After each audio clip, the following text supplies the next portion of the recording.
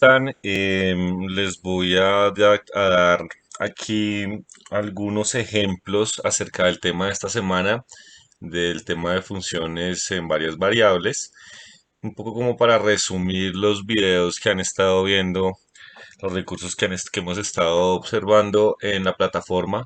Entonces ya como para, vamos ver un poco como una especie de resumen y cómo podemos aplicar esto entonces para resolver algunos de los ejercicios que se presentan. Entonces, pues comenzamos por el concepto, ¿no? De función de dos variables, aunque esto se puede extender para varias variables, pero pues comenzamos con el caso más sencillo, que son las funciones de dos variables, y también porque son las que tienen a la final, o las vamos a poder observar o analizar desde el espacio, ¿no? Desde qué tipo de superficie va a conformar cada una de nuestras funciones de dos variables. Digamos, si tuviéramos más variables, entonces ya las funciones no las podríamos graficar tan simplemente, ¿no? Pero entonces por esto vamos a comenzar con las de dos variables. La definición de función de dos variables es una regla que asigna a cada par ordenado de números en el plano cartesiano, a cada par ordenado de números XY, en un conjunto de que sería el dominio de nuestra función.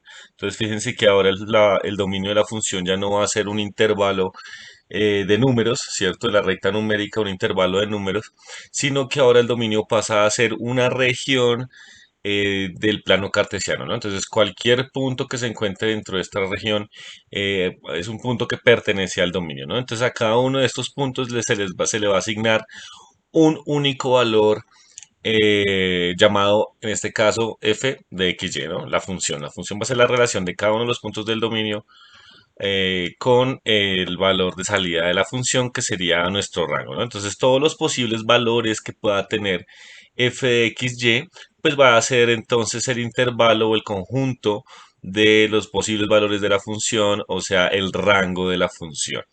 Entonces miremos este primer ejemplo. Dice identifica ahí el dominio de la función, esta función que vemos acá. Entonces nosotros sabemos, ¿no? Es una función, acá falta, esto es una función de xy. Esta es una función que es de dos variables, ¿cierto? Y que si quisiéramos saber el dominio de la función necesitaríamos encontrar cuáles son las restricciones que tiene la función, ¿cierto? Para qué valores puede tomar esta x sin generarme una indeterminación o algo de este estilo, ¿no? Entonces, lo primero que hay que la primera restricción que se ve fácilmente es la del dominio, ¿no? La del denominador, perdón. El denominador es x menos uno, entonces sabemos que el denominador no puede ser cero, por lo tanto x tiene que ser diferente de uno, ¿no? Si x es uno, acá me genera una indeterminación en toda la función, por lo tanto hay que descartar este valor del dominio de la función. Por otro lado, la otra restricción es que en el numerador tenemos esta expresión dentro de una raíz cuadrada, entonces todo lo que esté dentro de la raíz tiene que ser siempre positivo. En este caso es x más y más uno mayor o igual a cero, se tiene que cumplir esta desigualdad, ¿no?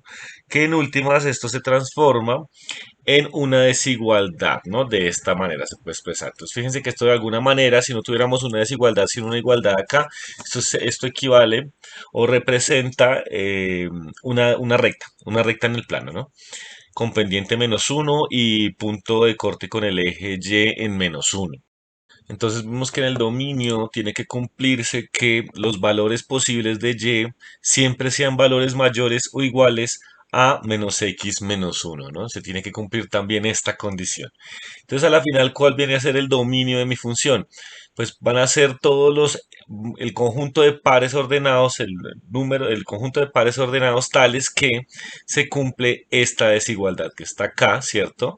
La de y mayor o igual que menos x menos uno y adicionalmente x no puede valer uno. Entonces, este va a ser el dominio. Todos los valores que cumplan todos los pares ordenados que cumplan con esas condiciones pertenecen al dominio de la función. Si quisiéramos ver gráficamente cómo se ve entonces el dominio en nuestro plano cartesiano, vamos a tener aquí la recta, ¿no? Está la recta x más y más uno igual a cero, ¿sí? O lo mismo que si y igual a menos x menos uno. Y entonces nos está diciendo que los valores que entran dentro del dominio son todos aquellos donde y es mayor o igual que la recta como tal. Entonces, toda la zona que se encuentra al lado derecho, toda esta zona viene a ser entonces el dominio de la función. Y adicionalmente hay que tener en cuenta que x no puede valer 1. Entonces también esta recta aquí que está punteada equivale a la recta x igual a 1. Entonces es toda esta región sombreada a excepción de esta recta. Este entonces sería el dominio de nuestra función de dos variables. Miremos otro ejemplo. Este dice identifique el dominio de la función. Entonces tenemos esta función que está acá. Entonces, como queremos ver el dominio, tenemos que ver qué restricción hay sobre la función. En este caso sería que lo que se encuentra dentro del logaritmo natural tiene que ser siempre mayor a cero, ¿no? Entonces, en este caso, y al cuadrado menos x tiene que ser mayor a cero. Por lo tanto, tenemos que y al cuadrado, todos los valores o todos los pares ordenados tales que y al cuadrado sea mayor a x, van a ser todo el conjunto del dominio de la función, ¿no? Entonces aquí básicamente lo que estamos viendo acá.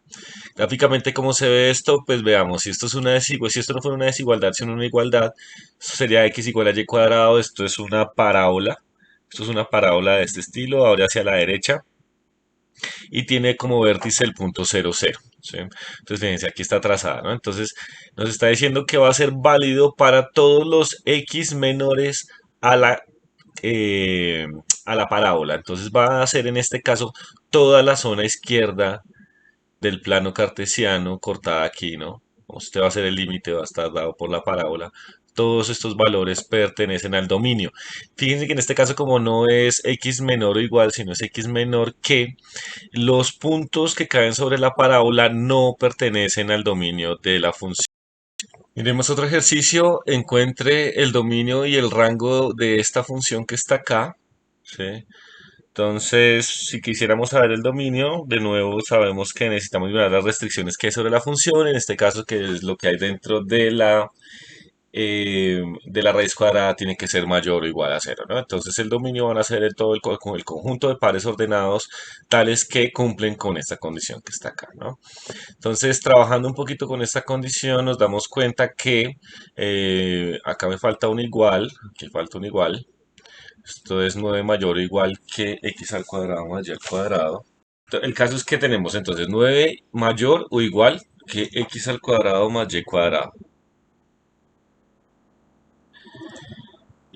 Entonces, básicamente si esto fuera una igualdad, no una desigualdad, lo que tendríamos sería la ecuación de una circunferencia de radio de centro en 0, 0 y de radio 3, ¿no? En este caso nos está diciendo que todos los puntos x, y de la circunferencia van a ser siempre menores o igual, o de la zona, digamos, permitida en el dominio va a ser menor o igual que el radio. Entonces esto quiere decir que en este caso el dominio es el conjunto de todos los puntos que se encuentran dentro de la circunferencia de radio 3 y centradas en 0, 0, incluyendo los puntos de la circunferencia, ¿no?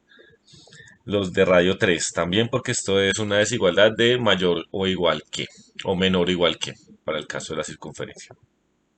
En el caso del rango, entonces lo que queremos saber son todos los valores. Recordemos que nosotros podemos expresar la función como si fuera la coordenada en z. Entonces nos queda que z es igual a la expresión que tenemos acá, ¿no?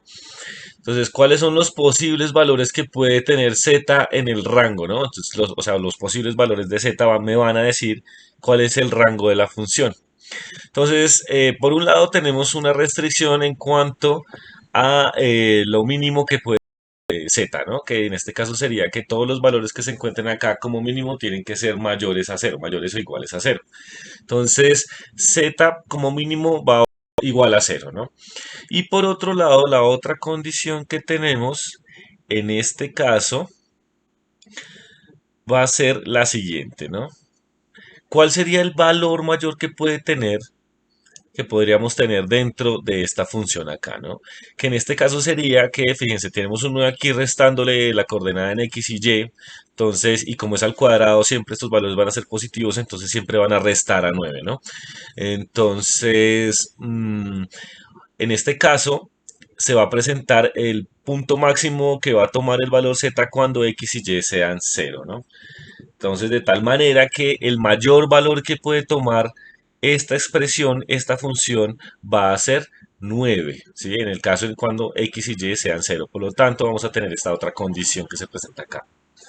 Y de aquí, pues entonces volvemos a reescribir la función sacando raíz cuadrada a ambos lados. Entonces, básicamente lo que nos queda diciendo esto al final es que la función como tal siempre va a ser menor o igual que 3, ¿no?